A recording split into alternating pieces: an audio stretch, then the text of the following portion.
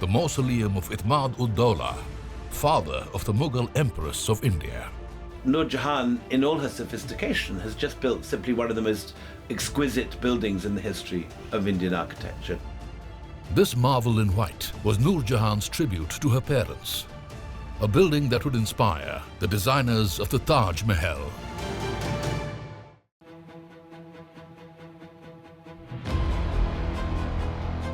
The Taj Mahal, a wonder of the world. But back in the mid-1600s, it wasn't the only architectural jewel along the banks of the Yamuna. There were a great many. It needs a certain effort of imagination to imagine Agra as it must have been as this paradise city, an Indian Venice. 45 great garden complexes in Agra, where everyone moved from garden palace to garden palace by boat. All the major monuments of Agra have their primary entrances off the river. Centuries of rampant urbanization has consumed most of the palaces and gardens of this once imperial city. Of those, about 15 survive in some sort of state amid the factories and the slums of modern Agra. And in the middle of this, in the 1620s, Noor Jahan, the Empress of India, married to the Emperor Jahangir, builds an extraordinary garden tomb for her father, Ghiyath-ud-Din Beg. Noor Jahan's father, Ghiyath-ud-Din, was given the title Itmad-ud-Daula, which is pillar of the empire. So he had this really, really glorious career with Jahangir, essentially. The mausoleum of Ghiyath-ud-Din and Asmat, Noor Jahan's parents, was completed in 1628 after 6 years of construction.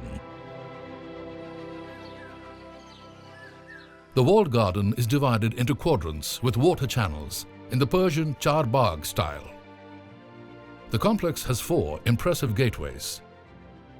The mausoleum is 2-storied. The central chamber contains the graves of the former Mughal Prime Minister and his wife. But the saga of Noor Jahan's father and her mother, Asmat Begum, didn't start with such grandeur. In the early 1600s, the subcontinent and its neighbors were a volatile place. The Persian Empire, once the greatest in the region, was being overshadowed by the Mughals. People caught up in these great upheavals moved from one kingdom to the other, depending on their circumstances. Ghiyath-ud-Din and Asmat had chosen to flee Iran and seek their fortune in Mughal India. They found themselves on the caravan trail to Hindustan with the few belongings they could carry. Asmat was pregnant.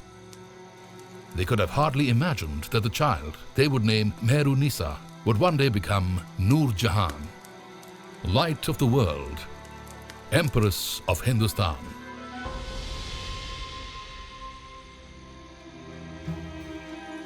But that future was still far away, and currently they had to deal with dangers lurking at every step. Wayside camps were easy prey. Bandits were an ever-present threat. The couple had brought precious little with them, but it wasn't as precious as their lives. So this was a family, a Persian family, who came into Hindustan looking for work as immigrants, who sort of overcame all the troubles that they had to face to really claim a glorious legacy for themselves.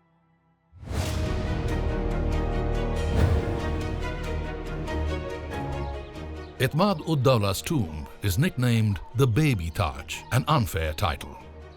What it lacks in size, it more than makes up for in radiance. What is so charming about it is it's not that it's a huge tomb.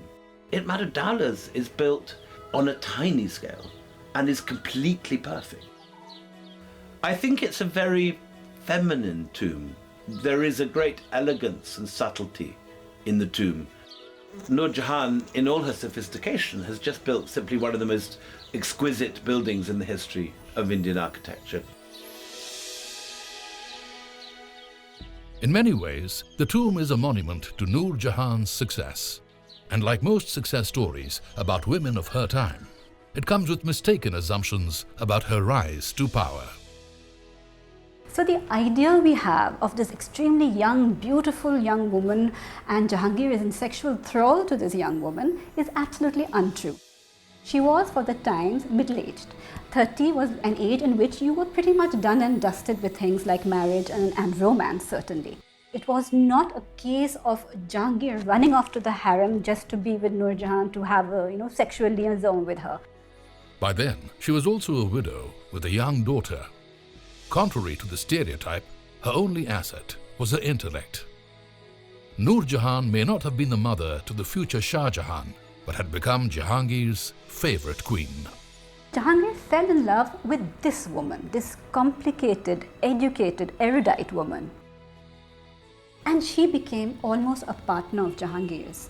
What they did was create the idea of the Mughal Empire together. She was very much his partner. But Jahangir had a serious problem. He suffers from a terrible addiction both to opium and to drink, and he becomes more and more of a mess, getting up later, disappearing really into stupor and addiction. And at this period, his wife, Noor Jahan, steps in.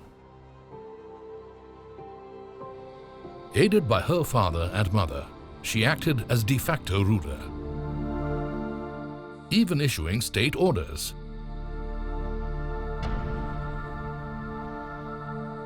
The penniless, desperate Persian family had come a long way.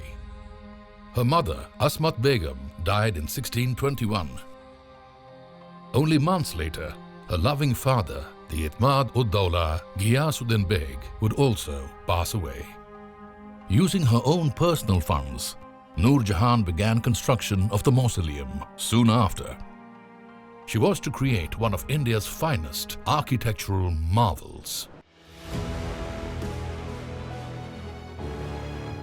After the death of her parents, Noor Jahan was both a grieving daughter and a reigning empress. A befitting monument was inevitable. The Itmad-ud-Daula's tomb that is built is very much both a personal monument and a glorious imperial one, and that is what makes it so fascinating. The complex's serene ambience was meant to signify paradise. A word derived from the Persian pairi, meaning garden, and deza, meaning enclosed. Set like a gem at its center was the luminescent white structure. It's a little marble jewel box. It was meant to be seen as an image of paradise. Glasses of wine, bouquets of flowers, every inch is beautifully thought over and designed.